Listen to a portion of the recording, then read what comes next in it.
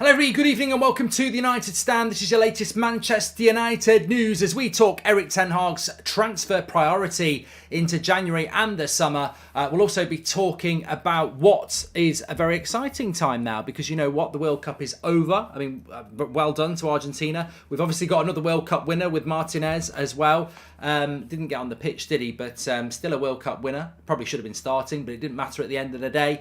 But look, we're 3 days away from Manchester United playing a game of football, and it's a very quick turnaround from this World Cup, this Winter World Cup. So lots to discuss about that. Also, we've not done a Q&A for ages, so I do want to dive into that as well. But let's fly straight into the show and talk about the Ten Hag wants Gakpo deal done fast. Big plans at Manchester United, and I think what we've seen over the last week or so is that Erik ten Hag is very much a man who's being listened to at Manchester United.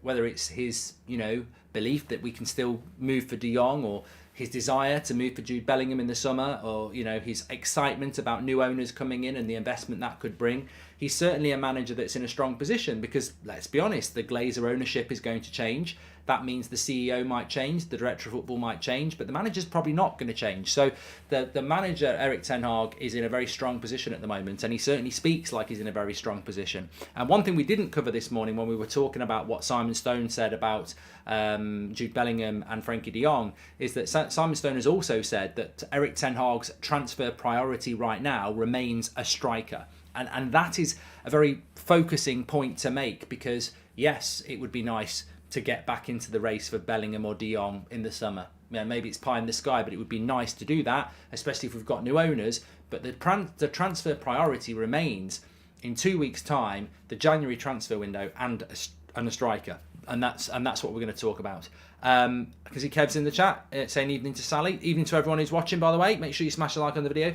So, look, it's Delo as in I wanted Casemiro a lot, and Delo as in no to Rabiot, says Rashid. Okay, well done. So yeah, look, as I was saying there, Ten Hag wants a Gakpo deal done very, very quickly. The quote I was looking for this morning, which I couldn't remember, Alan, welcome to the Members Club. We're going to gift out some memberships in a bit. The quote I was looking for this morning was the one that Van Nistelrooy had said, and I wrote it down so I could bring it into the show.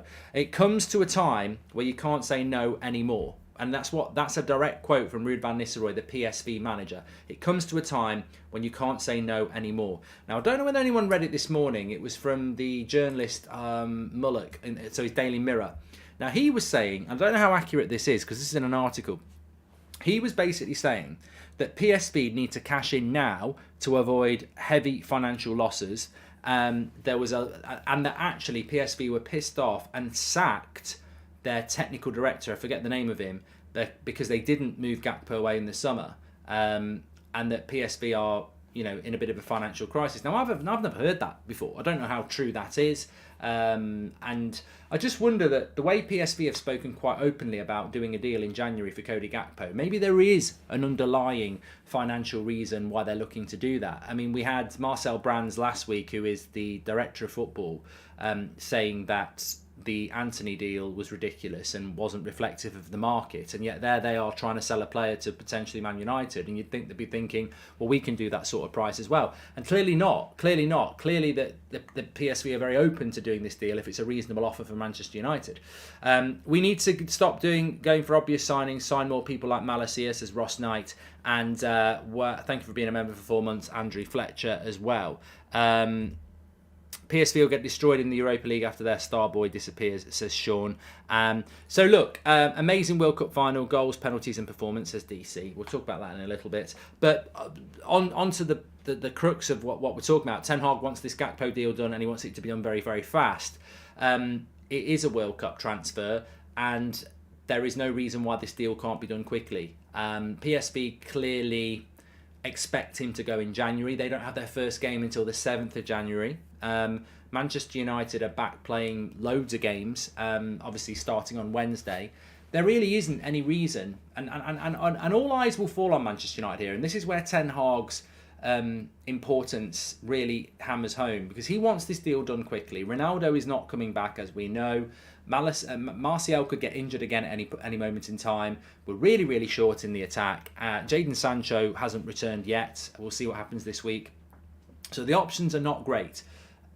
I mean, if things went really bad, you could be in a situation where Marcus Rashford's playing through the middle, Anthony's off the right, and Garnacho's on the left. Now, people might say that's not bad, but on your bench option would be Elanga, and that all we need for that to happen is Martial to get injured, because Sancho's not back yet. So he needs Cody Gakpo, and he needs him quick. And I think the question coming from Ten Hag's side is, we haven't played a game for 6 weeks. That's the striker I want. We've known that Ronaldo was going for a long time. Any negotiations with PSV should have been going on for a long time. What are we waiting for, and why are we not getting this deal done quickly? And it's going to be very interesting to see what happens with Manchester United, because if they drag this out all of January like they did with Bruno Fernandes a couple of years ago, you've got to ask a big question, why? Because PSV are open to do the deal. Gakpo's obviously going to make his mind up that he wants to come.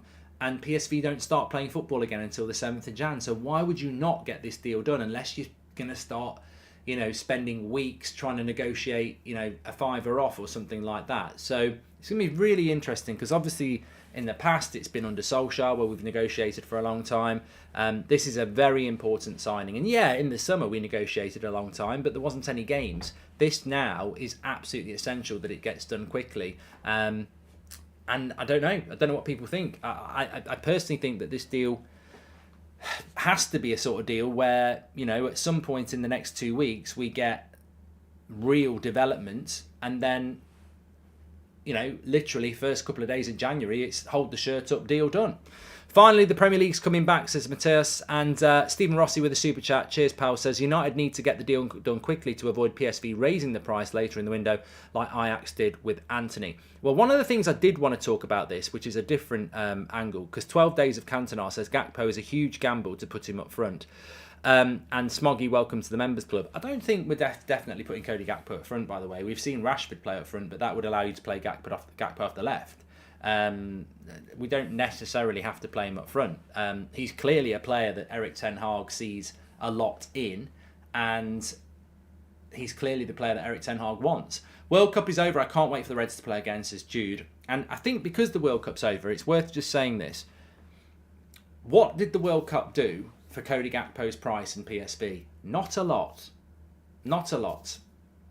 It didn't. I know he scored 3 games in the group stage, but by the end of the World Cup, nobody really remembers that as going, oh, that makes him a £100 million player. Now, if you're Kylian Mbappe and you've just scored 8 goals and he was for sale, well, he's just gone to the final. Even though he's lost, he's just shown what his value is. You probably added 50, 60 million pounds on your price tag. Cody Gakpo's not really added anything. I don't think you've got Real Madrid, Barcelona, Manchester City, Liverpool queuing up to sign Cody Gakpo based on that World Cup. I don't think anything's really changed from before the World Cup, and that's a big tick. Because there was times where I was a bit worried about Gakpo, that he kept scoring in the games, and if the Netherlands had got past Argentina to the semis and he'd scored in that game and then he scores in the semi-final, then suddenly you've got a player where PSV can start going, yeah, we want 60, 70 million. And no World Cup should ever be a barometer for value for a player anyway. So I don't think the World Cup's done PSV any major favours. I think the price they're looking for will be the price they're looking at, and I think you can negotiate. I do not think you're going to end up in a bidding war. I don't think United are going to offer 45 million for Gakpo and then you're going to get Arsenal coming in with 50 million and Chelsea with 55. I don't think that's going to happen. I think United have probably more or less got a clear run at him. We know there's interest from Leeds and other clubs, but they're not really going to be able to compete at the prices that we are, and they're also not going to have the pull that we have. So I do think that this is a deal that United can do. I've never been this excited for a Carabao Cup game in my life, says Sean C. Oh yeah, you and me both. We'll talk about that in a minute. Marcus Stevenson says Gakpo's worth 40 to 50 million.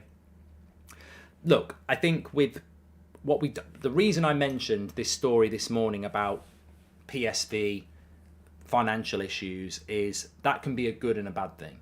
If they have got heavy financial losses and they need to cash in, I don't remember the last player that PSV sold. I don't know what their financial situation is. But if they have got financial issues, then there's a deal that United can do there. If they haven't got financial issues, you've still got Marcel Brands saying they're looking for a record fee. Well, their record fee is 44 million. That doesn't mean you've got to give them 90 million. It means you can give them 45. So somewhere around 45 million will get this deal done. Is that too much? Yes. Was 55 too much for Martinez? Yes. Was 85 too much for Anthony? God, yes. But it is January. We are desperate. And it's important to get the player that Erik Ten Hag wants. So I think Cody Gakpo is worth 35 million. If we want to pay 45 million to get the deal done, then it's 10 million more than we should pay. We did it with Anthony times 3, so just get the deal done. Do you think that they will go for De Jong again? Says Slow Sports News. I think that I've played the game, and I think they will go for De Jong again, but not till the summer. As well as the oncoming fixture pile-up, do you think it could be a farce if players go down like flies with the flu and clubs can't get games cancelled, says Glenn. I want to talk about fixture congestion. I want to get into your question. So, Glenn, if someone can remind me about that a little bit later. Definitely want to talk about that. It was on the list anyway. And hi, Mark. When will Lissandro be back in Manchester? Will there ever be a celebration? Will there be a celebration in Argentina? Says Angelo. I don't see Lisandro Martinez playing on the game against Forest. Varane might be back, but I don't see Lisandro Martinez being back. Varane's an interesting one because he's lost the final and he was off recuperating for a month before the World Cup. So I think Varane is quite a unique one because Varane might well... Now, he was obviously dead on his feet in extra time. Now, he was ill on a Friday night. He was ill, like he was in isolation, like with this virus. So he's basically played through, hasn't he, today? And in extra time, it's just killed him. Literally, he was absolutely dead on his feet, knackered. The GOAT won the World Cup, says Jack. So Varane, depending on whether there's any repercussions from what he's done today, I would imagine Rafael Varane will not... Look, I'm completely making this up, but I wouldn't be surprised if Varane is back to play against Forest because we play Forest a week on Tuesday. Varane will get a week off. Now, depending what he does with that week off, there might be a scenario where Varane gets in contact with Ten Hag and says, look, I'm fully fit. I had a month off before the World Cup. I don't need a holiday. I just want to get back playing football, keep myself sharp. I'll be in training on Sunday and I'll be available for the game on Tuesday. That might be what he does. Sunday's Christmas Day, yes, but footballers do train on Christmas Day. He might even go back on Christmas Eve. On the other hand, he might take the full week off and not be available for that game and we'll use Lindelof and Maguire. In the case of Martinez, he ain't back for that game. He's off to Argentina. It's party time. He's won the World Cup. With all due respect, you see it with South American players. We saw it with the Brazilians. Winning the World Cup for your country is far more important than a Manchester United game against Nottingham Forest. So we won't see Martinez back until after that. But you never know. You might see it with Varane, I suppose. Have you heard that Rashford declined a 300k contract from United, says Navid? I saw this stupid story today, and I think, it's interesting, isn't it? Because there was a story out there from a Manchester United aggregator that, via another journalist, that Manchester United were ready to offer Marcus Rashford 400k a week. And Marcus Rashford ended up replying, saying that, I'm focused on getting in the Champions League and so is Manchester United, and stories like this don't help. Which is interesting, isn't it? Because it just exposes what I always said, and I've always said this. It wasn't even, if Manchester United's most popular player, and Rashford is the most popular player at Man United, whether you like it or not, he's got the biggest following on Instagram and Twitter now that Ronaldo's gone. When Manchester United's most popular player is picking up on a tweet from a Man United aggregator about wages, it just shows you. Look, you look in the dressing room of any football game. Look on the bus. Look on the plane. What are players doing? Right. What do you do when you go on the phone? Do you go on your phone to read about what exactly? I don't even know what to look that's shit because it's Twitter, Facebook, Instagram, Snapchat, whatever. Right, and that's what players are doing. That's what players are doing. And they've probably got more spare time than you because they're on a few $100,000 a week. And once they've done their training, they've got a lot of spare time. Footballers are monitoring social media. And, fair play to Marcus Rashford saying that the focus has to be Champions League football for the club and me. Because a story about 400k a week, as ridiculous as it is, Rashford clearly knows it's ridiculous and doesn't want that negativity around the club and him when they're trying to focus on the Champions League. So, United pay a lot of players ridiculous wages. Do I think Marcus Rashford's worth 300k a week? No. Do I think we'll give it him? Yes, and more, because that's what United do. But I appreciate Rashford coming out and sort of trying to kill it dead, because he doesn't want to, doesn't want that sort of focus to be on him or the club. Mark, do you think we're going to go back in for Timber, or is that dead in the water, says Victor? I think Timber is still an option, but it'll be a summer option. Ten Hag's best teams don't often rely on a striker, but rather forwards who can interchange. I think Tadic and Donny in their Champions League run. Gakpo is perfect, says Man-Child. Definitely. And we need the wage bill down, Mark. Is that why there's news about David De Gea? Well, I did my video on David De Gea last night, so I don't want to sort of go back into that yet. But what I do want to talk about, I saw a really interesting tweet last night from Phil Brown, at Malikins on Twitter. And I sort of agree with what he said. That's why I think it was a good tweet. He basically said that these stories about Man United going for De Jong and Bellingham don't surprise me, because basically we're not in charge. The Glazers aren't in charge anymore. The Glazers stopped being in charge the minute we lost to Brentford. And obviously around that time was when we were looking at Rabiot and Arnautovic. And then after we lost to Brentford, we suddenly went for Anthony and Casemiro. And what Phil was basically saying is that since that Brentford loss, United have not been run like the Glazers at all. We're not making Glazer type decisions. We're making decisions that big clubs make, that want to invest. And look, I don't know the intricacies of why that is, or whether it's just pure coincidence. But when you think about it, since the Brentford loss at the start of the season, we haven't actually been run like the way the Glazers traditionally run us. We went and spent 150 million quid on Anthony and Casemiro in the final 2 weeks of the summer transfer window. Today they're putting stories out that they'd like to go back in for De Jong and try and, swoop in and get Bellingham. We're clearly going to have to spend about £45 million on Gakpo. These are not the sort of things that the Glazers want to do. Why this is happening? Well, I think it's very obvious, isn't it? We are not being run like the Glazers run Man United anymore. They are still. I'm not for 1 minute saying they're not in control. They are in control, but what they're doing is they're running the club like a proper football club, because they know they need investment, and that's why they're doing it. And I think that's the point.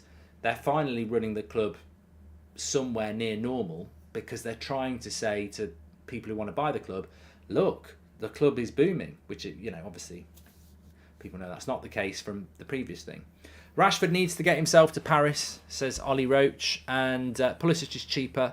We're being run like a big club now. New owners' energy, says Gents. And Mark, how many seasons can Casemiro play at the top, says Hayden. On Casemiro, I really hope that he has plans to go to the next World Cup with Brazil. It's a stretch. It is a stretch for him to do that because he's 30. But remember, the next World Cup is in 3.5 years. So Casemiro is currently... And I thought he was brilliant in the World Cup. I thought he was absolutely brilliant. So Casemiro will be 31 in February. So if the World Cup is in 3.5 years, it'd be 30. It would just be 34 at the next World Cup. I hope he can do it, because then he'd be still performing for us. And like just Keevan says, I'm so glad we've got Casemiro, because he's fantastic. Look, Casemiro is fantastic. We do need to bring another midfielder in, and I think, I feel like for the first time I can actually say what I'm about to say and mean it. That we're back. We're back playing football now. Wednesday night against Burnley is a very important game. I don't necessarily feel like we have to win the Carabao Cup. I mean, it might be a tournament too far for us based on how much football we've got to play. But we know that Ten Hag will try and win every game he plays. So we're definitely not going to down tools and lose in the Carabao Cup, because it'll mean less games later on. We'll get knocked out at some point, or we'll win it, obviously. But that's a massive game, and then the Forest and Wolves games after that are massive. So, and what I mean by that is that we're now coming back to this reality. We've been in this World Cup bubble, which, I mean, I always go into a World Cup bubble. I'm not going to pretend that I don't, but this has been the weirdest World Cup bubble ever, because we had a bit of a season, and now we don't have and now we're back into a season. But what I remember, you almost go like a trip down memory lane, isn't it? What you've got to put it's fun times, Sean. It is fun times, but you've got to put yourself back into the situation you were in after the Fulham game and the Aston Villa game and the Europa League games around it against Sociedad. We obviously finished second in our group of the Europa League, and we ran out of energy against Villa and we lost. And then we went and beat Fulham with a last-minute goal. We were in a bit of we needed the World Cup, effectively. We needed the World Cup because our team was knackered. I didn't want to win the World Cup, but we actually needed it. I don't think Arsenal needed it. They had the momentum. They were doing well. Some teams needed it. We didn't. Newcastle didn't need it. They had momentum. Chelsea needed it like us. They needed a bit of a break. So now we're coming back. I'm hoping that we're going to hit the ground running. There were some good World Cup performances from Casemiro, Varane, even the likes of Maguire and Shaw and Rashford did well. Bruno did well. Dalot did well. So we've got a bit of momentum from players that hopefully come back with a good mentality. But what will inevitably happen is that at some point we will hit the Villa game. We will hit the wall of that squad isn't deep enough. And we will pick up injuries, and we will have loss of form. And of course, the biggest issue we've got here, and this is why it's very important that United act quickly, is we need a bit of every team needs a bit of a boost. A new player comes in and it gets everyone on their toes, and it makes people feel like everything's a little bit different. And that's why bringing someone like Cody Gakpo in will be very, very important, because we are going to run out of steam. I mean, look, just a quick read. We've got Burnley on Wednesday. Then we've got Forest a week, 6 days later, actually, because it's on a Tuesday. And then 4 days later, we play Wolves away. So we have Forest at home. Then we play Wolves away. And then 3 days after that, we play Bournemouth at home. And then 3 days after that, we're playing Everton in the FA Cup. And then we have got a midweek, but I think that might be Carabao Cup again if we beat Burnley. If not, we have a week off until we play Manchester City, and then we've got Arsenal. But again, I think these midweek fixtures could be used to rearrange Premier League games that we've got or Carabao Cup. So we'll basically be playing every 3 or 4 days from Boxing Day. Well, from the day after Boxing Day against Forest. Will we be in the Champions League if we lose to? Will we be in the Champions League if we lose to Barcelona? No, we'll be out. Sway. We'll be out the Europa League. So I think I am excited like everybody else, and it's great to have football back, and I think we're all going to consume it. But what is absolutely nailed on is that we will, without a shadow of a doubt, hit a wall at some point in January when we're playing 3 or 4 games every week or so. That will happen. And how we deal with that, we can't deal with that with the January transfer window, by the way. I'm not saying to the Glazers, go and buy 5 or 6 players. We will hit a wall, because even with Gakpo, and even if we bring a right back in, we haven't really got, I don't think anybody's got a squad. What you're asking United to do is get top 4, win the Carabao Cup, win the FA Cup, and win the Europa League. And that means you're basically going to play 3 times a week from January till May. We're not going to do that. We I want to beat Burnley on Wednesday, but something's going to have to give with that squad. It's impossible to do it. And what we're also going to get as well, and I'm sure every other club is going to get it, is we're going to get this scenario where Bruno Fernandes, as an example, started playing football at the start of August. Then he went to a World Cup in November. Then he came back and started playing 3 games a week until May. Having played 3 games a week from August till November, gone to a World Cup, come back, and then he's playing 3 games a week again. And he's not the only player who's done that. Casemiro, Martinez, Varane, Maguire. Well, not Maguire, because he hasn't played 3 games a week. He was on the bench. But you know what I mean? There's a lot of players that are going to be like that. And now the reality slips for this season, says Tumbleweed. I mean, look, Bruno's such an important player for Man United. That's why I use him as the example. He basically plays every game he can. Can Bruno Fernandes come back on Wednesday, play again in the Carabao Cup game, and then play 3 games a week until May, having done that since August? I mean, I just don't know. And can he do that in a way that's impactful for Manchester United? I just don't know. I don't know. I mentioned this at the start of the seaon, I've mentioned it a few times. I think we're going into uncharted territory where this is the most demanding season for any player who's an international and played in the World Cup ever. And there are advantages out there. You know, there are players like Jadon Sancho, Anthony Martial, who, you know, if they're fit and well, they've not really had a lot of football this year. So hopefully they can become important players. I mean, you look at teams like Newcastle, Fulham, you know, all these clubs that didn't have many people at the World Cup and are not in Europe.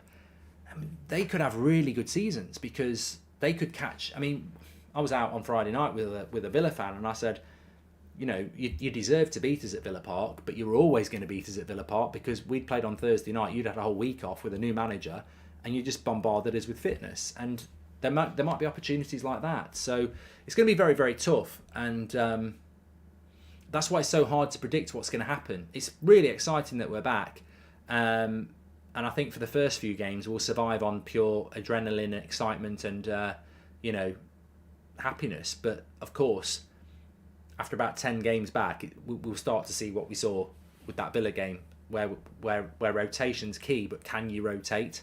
I like Casemiro, says Stephen, but does it make sense to try and find another CDM who can play with him and be groomed to be first choice when Casemiro leaves? Yes, Stephen, I think that's a great point. And I want to get into some of your questions, by the way. I think that's a great point because that's what you do. That's what you do. Like, if Casemiro gets injured, we're playing McTominay or Fred, and we know that they're nowhere near that level. You want to be in a position where you've got a young player or a new signing that basically becomes the next Casemiro and learns off him. I mean, if you look at France today, Tchouaméni and Rabiot have been the midfield two for France this World Cup tournament, and then they've got people like Camavinga who's waiting to come in, Guendouzi who could have come in, but no Kante and no Pogba. There's an international football is always going to be like that. You're always going to have loads and loads of options, but that's been Liverpool's problem. You know, it's Henderson and Fabinho, and they've not really had any continuity there for drop in form or age or anything like that. And we do need that because Casemiro and Eriksen have massively revamped Manchester United this season. But if either of them are injured or suspended, or, you know, we're back where we were last season, we do need to invest in that area, but it's not going to be something we do until the summer. And again, that could be a problem that bites us in the arse this season. I think the most obvious area that people highlight is Martinez and Varane are really, really good, and we play really, really good with them. But if one of them gets injured, Martinez and Lindelof ain't anywhere near as good as Martinez and Varane, or Martinez and Maguire, or Maguire and Varane, whatever. So that's an area where we know we need a centre-back. Even though we've got two decent centre-backs, they just don't do it the same. In the midfield, it's the same. If you lose Casemiro or Eriksen, you're playing Fred or McTominay, and it's just not the same. So that's the next step. Once we've got the striker and the right-back sorted, we can then start to bring in the next layer of players that compete with the first teamers, but are also there to come in for the first teamers if they're out. We've got it at left back with Malacia and Shaw. Mike, I think it's because Southgate and the players have gone woke, thus they have a loser's mentality, and it shows in their attitude, Zane. Ten Hag wants De Jong, says the show. Yeah, we spoke about that this morning. Still can't believe how strong our defence and midfield is, though, says Sean Walker. But I don't particularly think... Well, no. I think if you can put Varane and Martinez and Casemiro and Eriksen out with Bruno at the head of that, you've got a very, very strong midfield and defence. But over a 60-game season, we're quite weak in that area because we can't play them every week. And that is something that Erik Ten Hag will be looking at. But in defence of where we're at, in defence of Ten Hag, I mean, he took over 6 months ago and United were the worst Premier League side we've ever had. Fact. And you're never going to... I mean, Ralph Rangnick said open heart surgery, 10 players.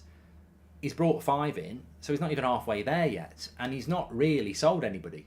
You know, the people who left, the Pogbas, the Cavani's, the Matters, the Matic, the Lingard, they're all out of contract. They weren't sold. So I don't really count them because they all decided they wanted to go anyway. You know, Ronaldo forced his way out. We've not sold anybody yet. That's got to happen as well. So, you know, you've got to learn to walk before you can run, basically. And that's where we are.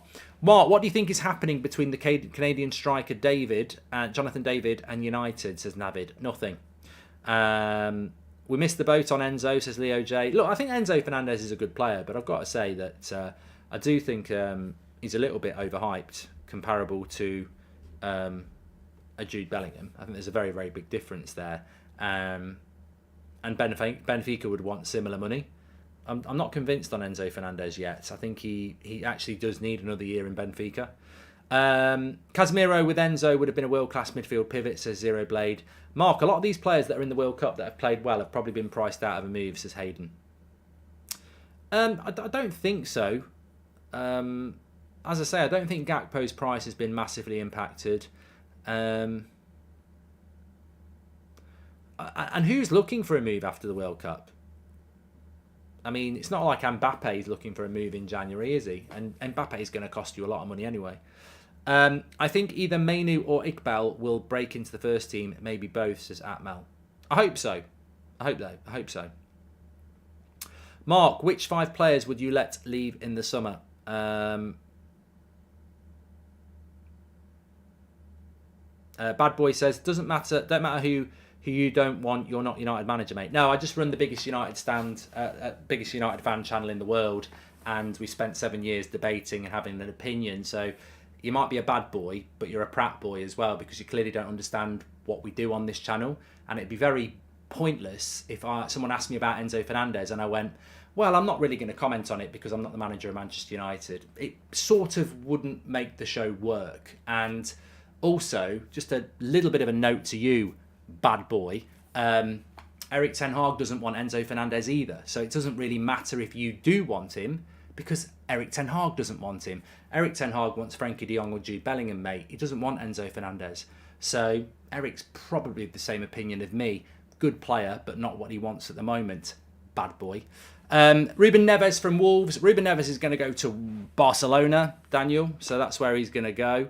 And look, a lot of people really like Enzo Fernandez. I think he's a good player.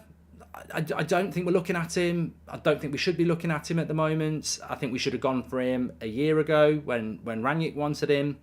But the reason I don't want him is not because I don't think he's a good player. It's because a year ago, when Ralph Rangnick wanted him, we could have got him for about 15 million. If we go and get him now from Benfica, they'll want 80, 90 million. And I don't think that's value for money at the moment. I don't. If Eric says he wants him, let's do it. But he's not value for money at the moment. And also, I just think that there's better options for what we need. And no matter whether you've got rich owners or not, I think people think we'll get rich owners and then we can just throw money. There are still, if you look at Manchester City, they bought a lot of players, but most of the players they bought were for 50 million quid. Even if we get rich new owners, we can't just go and be stupid and go, oh, 100 million for him, 100 million for him, 100 million for him. Like, you still got to have some responsibility in what you're spending. And personally, I think that the midfielder that we should go for in the summer, and it's a bit controversial. Obviously, a lot of people like Enzo Fernandez, respect. A lot of people like Bellingham, yeah, respect. Some people want us to go for Frenkie de Jong, like Erik ten Hag, respect. I personally think that Casido for 50 million is exactly what we should do, because we're talking about a replacement for Casemiro, or someone who can work with Casemiro. And I think Casido, Premier League proven, 50 million quid, I quite like that deal. So we've all got our ideas. McAllister looked better than Enzo Fernandez, to be honest, as HKN. I mean, yeah, another player from Brighton who was just absolutely, first team player for a World Cup winning side, and he plays for Brighton. And I'm not disrespecting Brighton there, I'm just saying that is the conveyor belt of talent and the football that Brighton play. Very impressive. Zane says that Gakpo wouldn't get into the first team of City, Liverpool and Arsenal. I think he's a squad player for United, says Zane.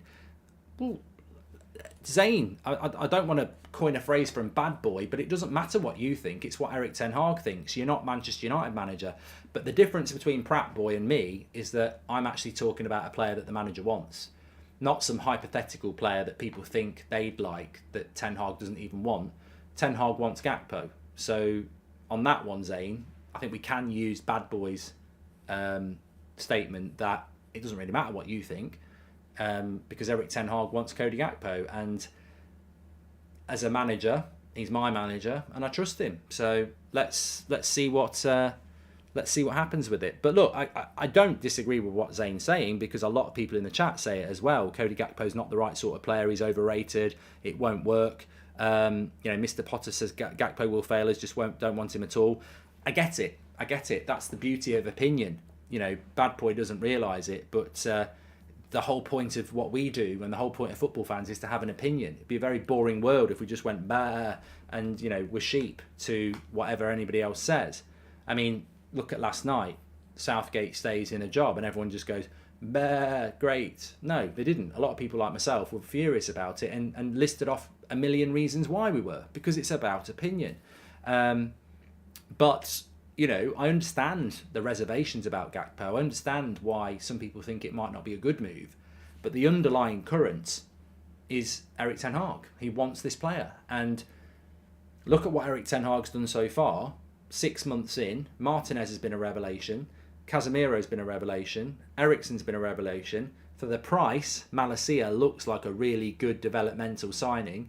And look, all right, the jury's out on Anthony. I mean, there's more pressure on Anthony because of how much we paid for him, but we've not really seen enough of Anthony to have any judgment yet. But so far, he's done really well. So you've got to trust him, haven't you?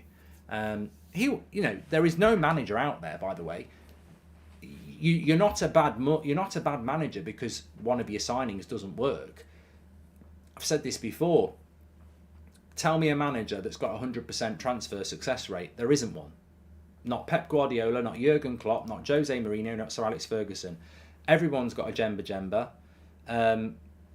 Everyone's got a Prunier. Like, it's just the way it is. I mean, Pep took... How many right-backs did he buy before he settled on one? You are going to buy players and it's not going to work. Maybe Anthony won't work. Maybe Gakpo won't work. But you've got to trust your manager. And there will be failings, of course, but that's just the way it is. I think as a manager, if you can have a 60% success rate, you're doing well, because a lot of them won't work for various reasons. And also, look, the positive about Ten Hag being early in his reign and only been in 6 months and it looks good is also a reason to be cautious. I remember Jose Mourinho in his first year at the club. First 6 months, Zlatan's amazing, Pogba's amazing, Mkhitaryan's amazing, Eric Bailly's amazing. His 4 summer signings, what a manager. Even Ole Gunnar Solskjaer's first summer of Maguire, Dan James and Wan-Bissaka, people were saying, can't you remember when people used to say about Ole, I don't like his football, but look at his signings, he should be a director of football. I remember saying at the time, what the hell are you on about? But sometimes, and look what happened. Was Zlatan a success? Yeah, probably. Was Mkhitaryan? No. Was Pogba? I'll leave that to the chat. Eric Bailly, very injury prone. But for the first 6 months, everyone was saying, what an amazing 4 signings. But it's not about the first 6 months, is it? It's about the first 2 or 3 years. And actually, most of those didn't work. And look at Maguire, Wan-Bissaka and Dan James. They might have started off okay, but after a year or so, people were like, pfft. So we also have to give things time, but I think underlying, really, the line always should be that a manager should be backed. And if a manager is backed, then there can be no excuses. World Cup outcome caused friction between Varane and Martinez, says Ab. No, not at all, mate. Did you not see Argentina giving a guard of honour for the French team when they went to get their runners-up medals, and Varane and Martinez embraced? So, no, they're not. Those two, they get on really, really well. There's respect and there's no tension there.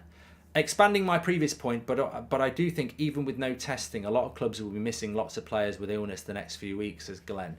So Glenn's talking about the flu. I mean, I don't know. I don't know, because we live in a different world now. Obviously, I think you're talking about COVID and stuff like that, and when people get ill, they can't play football, of course.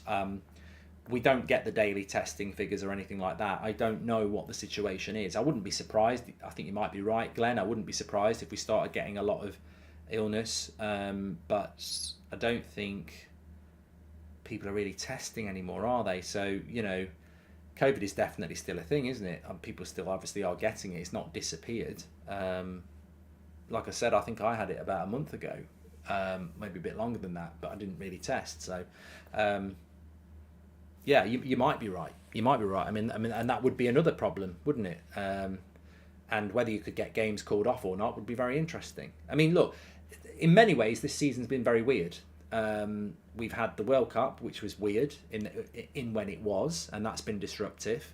We had the death of the Queen, which, you know, no one can blame anyone for that, but it was disruptive.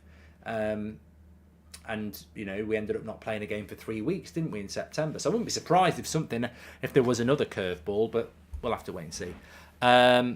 Do you like the Bad Boy movies, says Zayn Miassi? I haven't watched them for years, actually.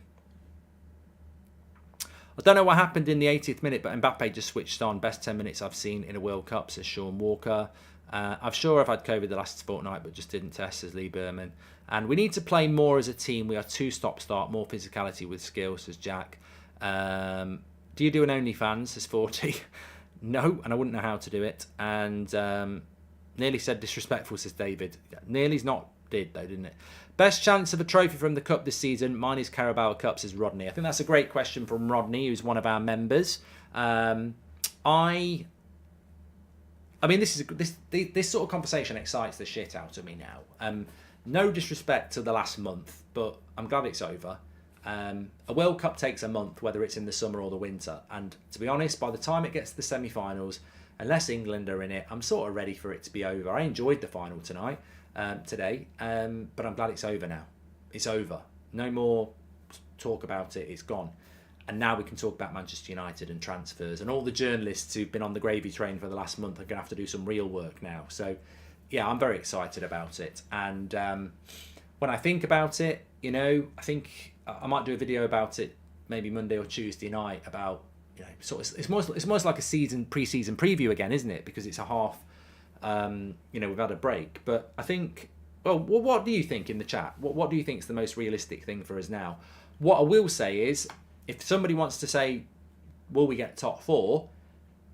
No. I'm still saying no. I still think that's a stretch to get top four. That doesn't mean we won't get it, but I still think it's a bit of a stretch to get top four because we're not in top four at the moment, are we? I mean, if you look at the league table as it stands at the moment, we've got 26 points. We're 3 points behind Spurs. We have got a game in hand. Newcastle are 4 points ahead of us. So, look, we've got to get into the top four to be a competitor for top four. I do think Liverpool are a dangerous team behind us as well.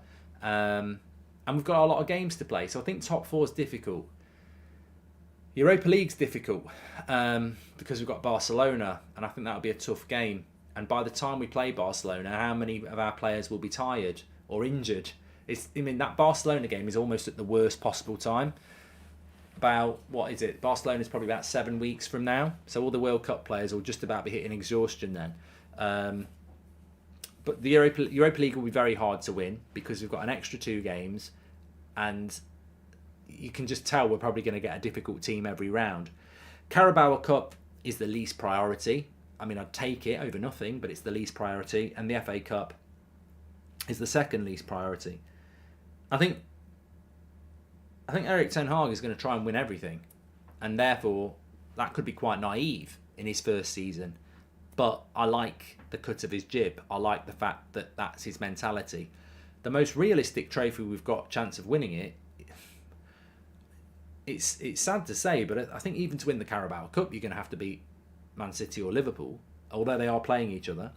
And the FA Cup's the same. The Europa League is probably the easiest to win. It's just how long it takes to win it. It's the 2 legs and the fact that you're going to probably have to play relatively decent teams. The longevity of the Europa League makes it hard, but I actually think, you know, getting in the top 4 over 38 games is difficult. Winning an FA Cup or a Carabao Cup when you're going to have to beat a Man City or a Liverpool or a Chelsea or someone like that or an Arsenal at some point makes it hard as well. So I don't like sitting on the fence, but I think our best chance of a trophy probably is the Europa League, but I don't think you can win the Europa League whilst also trying to get top 4 because we've seen that fail many times. Not many clubs can say they have a World Cup winning centre-back partnership, so that's a good thing, says Jack. Yep. And we have to remember this is going to take a lot of time. Consistency will happen over time. We're going to hit some bumps along the way, says Leo J. And will Eric Ten Hag look to bolster United's centre-back position by bringing in a player like Napoli's Kim Min-jae next summer, reported to have a £40 million release clause, says Hey. He does have a £45 million release clause. It's in June for 2 weeks, and if he doesn't sign a new contract before then, for June in 2 weeks, he's available for £45 million. And I think clubs would be silly not to try and get him. Mark, if Arsenal win the league, what will you do? So Zane, I've seen you win the league before, Zane. I can deal with it. I've seen it happen before. I've seen you beat us to win the league before. So at least this time, we're not going to be challenging you for it. So I can definitely deal with Arsenal winning the league. If they deserve to win the league, fair play. My prediction is you're not going to win the league. I think Man City will win it. But if you win the league, fair play. I can deal with it, but I don't think you will. In all honesty, but that's not me taking the piss out of Arsenal, because, as I say, I don't expect United to get top four, and I really, really want it to happen. But I'm being realistic to the challenges that we face, and I think sometimes, sometimes I dare to dream and say, oh yeah, we'll do it. But I think because it's Ten Hag's first season, I'm very wary that we don't overreach what's realistic, and I think that getting top four is going to be very, very difficult. The thing that helps us is that Tottenham have had a lot of players in the World Cup and they're in the Champions League. Liverpool as well. I think Arsenal and Man City are going to get top four quite comfortably. Newcastle worry me. They do. They've not had many players at the World Cup. They're not in Europe, and they might buy in January. Newcastle are a real threat, actually. If they can keep the form they had before the World Cup going after the World Cup, who's going to stop them? They don't play in Europe. They've got hardly any players at the World Cup. They might invest in January. I think Newcastle are a very dangerous threat for top four. And if they get top four this year, they'll get it every other year, because then they'll be able to spend really on the players that they want. So I think Newcastle is going to be very interesting. I hope we can get into top four, but I'm going to stick with what I said at the start of the season. I think it's difficult to do that, especially where we're coming from last year. I think that might help us is that teams like City, Spurs, Arsenal and Chelsea will have double game weeks. As will we. And I think, is it an integrity question? And what I mean by that is the integrity of the Premier League in question, because actually this season's not really going to be about what your best 11 is. It's going to be about how you cope with the relentless nature of this season, and therefore how many injuries you get. Do you buy in January? Your fixture list. Do you catch teams at the right time? And what I mean by that is, if you're playing on a Thursday night against Barcelona, but you've got Bournemouth at home on a Sunday, that's not to say Bournemouth won't beat us, but it's better than having, Everton away. So is the integrity of this season in question? Because actually there's a lot of luck involved. Whether your players get injured or not, how the fixture list runs for you. I mean, look, there are teams that played. When the Queen died, we had 2 games postponed. Some teams got to play a game. Is that an advantage for them later in the season because they haven't got to play an extra game? Probably. So these things, I think normally you can look at one squad and you can look at another squad and say over a 38-game season, unless we're really, really, really unlucky, we'll finish above them. I don't think anyone can look at that. I don't think you can look at that. I don't think Arsenal can look at it. They've got a lead on Man City, but they can't look at it and go, well, we'd expect us to hold on to it, because they've got to play a lot of games. They're playing Thursday night football. Can they buy in January? Well, will they pick up injuries because of the World Cup, etc.? So it's a very, very, very, very, very hard thing to do to predict what's going to happen. Personally, I think the best thing that can happen is at some point we dip out of the domestic cups early, Carabao Cup or FA Cup. I mean, I don't want us to dip out on Wednesday, and I won't want us to dip out of the FA Cup against Everton. But if we did, that might help us. And then in the Europa League, I would say this: we need to lose to Barcelona or beat Barcelona. And I'm not being Michael Owen there, but what I'm saying is, if we're not going to win the Europa League, we're better off getting knocked out quick. So if we beat Barcelona, we've got to go on and win the Europa League. if we get knocked out by Barcelona, at least we're out in February and we can focus on top 4. What we don't want to do is beat Barcelona, drift to the quarterfinals or semi-finals in April, get knocked out, and then have blown top 4. And how do you predict that? How do you even manage that? How does Erik ten Hag deal with that? Because you can't, and he will not say those words, let's get beat by Barcelona, it'll help our top 4 hopes. Let's lose to Burnley because it'll help our top 4 hopes. You can't do that. He will go into every game trying to win. But when you look at it, even though we're trying to win, it won't be a bad thing if we get knocked out of a couple of tournaments with the squad that we've got to focus on other things. I think what might help us is that teams that have done that one from Nur, and that was a World Cup with the most goals, says Georges. Thank you very much there for that. Nemanja says, I'm from Serbia and I know how great Vidic was. Should players from our country look to be like him? I think if you want to be a centre-back, it doesn't matter whether you're from Serbia or Swansea. You should look to defend like Nemanja Vidic because he was bloody brilliant. My favourite centre-back at Manchester United in my lifetime. And I've seen many good ones, but Vidic was my favourite.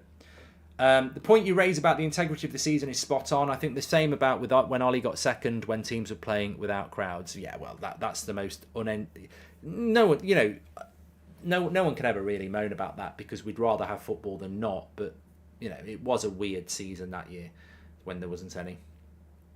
Are you on the football fill-in tomorrow, Mark? Says Jones. I don't think there is a football fill-in tomorrow. I don't think there is one tomorrow. I think they're putting one out tomorrow, but I think it was recorded today after their watch along. So I don't think there is one tomorrow. Right, I'm just going to gift some members here. Actually, now how do I do this? Because everyone can do this, can't they? If you are a member, you can gift membership. It's the $sign, isn't it? So yeah, $sign membership gifting, and we will give away 10. There we go. If you are a member of the United Stand Members Club, thank you very much for supporting the channel. You're in an exclusive club. You get your badge next to your name. Your badge changes each month. You're a member all the way through to Platinum. You also get access to our exclusive videos that we put up as well. So 10 of you are going to get them gifted now. That's gone out. You can gift them if you're a normal member as well, if you would like to do that sort of thing. But you get access to all our extra exclusive content that we do. We normally put one up a week.